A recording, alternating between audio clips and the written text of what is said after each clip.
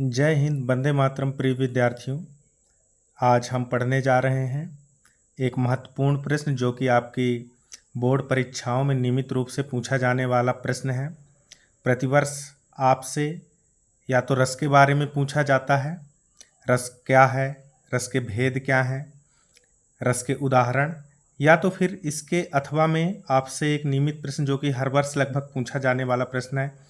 किसी न किसी कक्षा में आपसे ज़रूर पूछा जाता है, चाहे वो कक्षा 9वीं हो, 10वीं हो, 11वीं हो या 12वीं हो।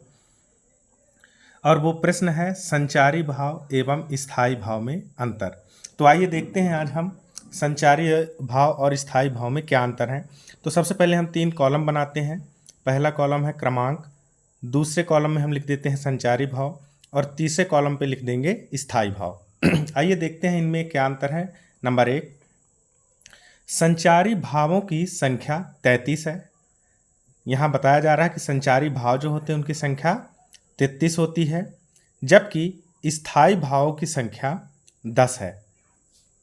दूसरा, ये स्थायी भाव के अंग होते हैं। जो संचारी भाव हैं स्थायी भाव के अंग होते हैं, लेकिन ये संचारी भाव के अंग नहीं होते हैं। कहने का मतलब स्थायी भाव जो होते हैं वो संचारी भाव के अंग नहीं होते।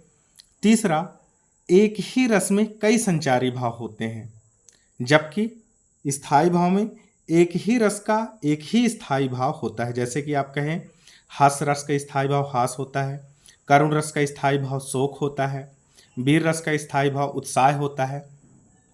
चौथा देखते हैं संचारी भाव आते जाते रहते हैं, जबकि स्थायी भाव संचारित नहीं होते। और पांचवा हम देखते हैं कि ये स्थायी भाव के जागरण में सहायक होते हैं। कौन? संचारी भाव जो होते हैं स्थायी भाव के जागरण में सहायक होते हैं, जबकि स्थायी भाव संचारी भाव को नहीं जगाते हैं। तो प्रिय साथियों, आप सब इस प्रश्न को जरूर अच्छे से तैयार करें और बोर्ड की परीक्षाओं में, अपनी 9वीं, 10वीं, 11वीं, 12वीं की सभी परीक्षाओं में उच्चतम अंक प्राप्त कर सकें। जय हिंद।